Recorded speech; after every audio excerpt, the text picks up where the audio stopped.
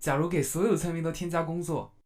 Hello， 大家好，这里是从来不求村民的小包。今天小包要干大好事，给每个村民都添加工作。众所周知，在 MC 里面只有一种村民需要工作，那就是非常勤劳能干的农民伯伯。不管是刮风还是下雨，农民伯伯都会坚守自己的岗位。而像其他的村民，皮匠、铁匠、盔甲匠之类的，整天游手好闲、好吃懒做，除了给我们提供交易以外，没有其他任何的功能。人家农民伯伯好歹可以被我们做成自动种田机，只有他们要工作，实在是太不公平了。那么今天要介绍的这个数据包，就给其他的村民都添加了工作。首先是 MC 中和肉打交道的职业，也就是屠夫。屠夫的工作呢，当然就是屠宰动物了。当周围的某一种动物的种类超过2只之后，这个屠夫就会主动出手，直接一刀下去，把这个动物变成可以食用的肉。每个屠夫割肉的冷却时间是5分钟，所以我们可以利用这些屠夫做一个自动砍肉机。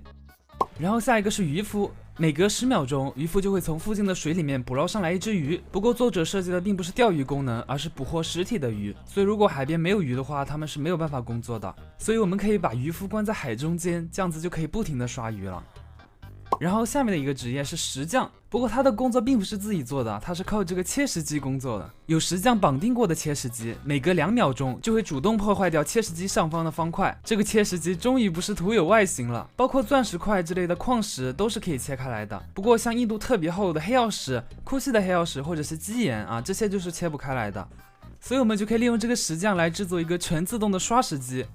一个切石机效率不高的话，我们就多弄几个切石机，然后用红石电路搞一个全自动的刷石器。我忘记全自动的咋做了，所以做了个手动的。红石厉害的小伙伴完全可以自己做一个全自动的，效率还是非常高的。然后是图书管理员，图书管理员会自动收走讲台上的书，然后把书放在他自己的交易列表里面售卖，里面写的东西会完全复制。不过目前貌似有点特性，就是换出来的书会显示为泥土，后续的话作者应该会修改过来。下面一个生物是牧师，在我们蹲下来之后，牧师会给我们一个 buff 来抵消我们的负面效果，就比如着火的时候会给我们抗火效果，在我们血量较少的时候会给我们生命回复效果，冷却时间8秒钟，全天任何时候都可以工作。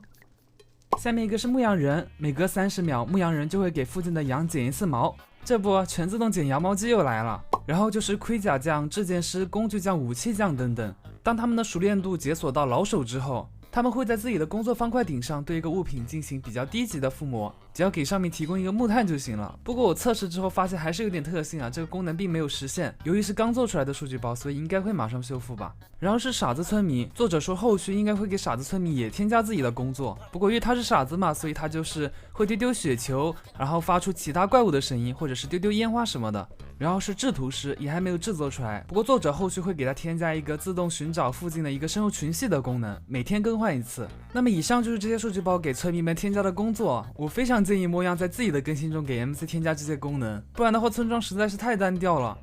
OK， 那么我是小豹，我们下期视频再见，拜拜。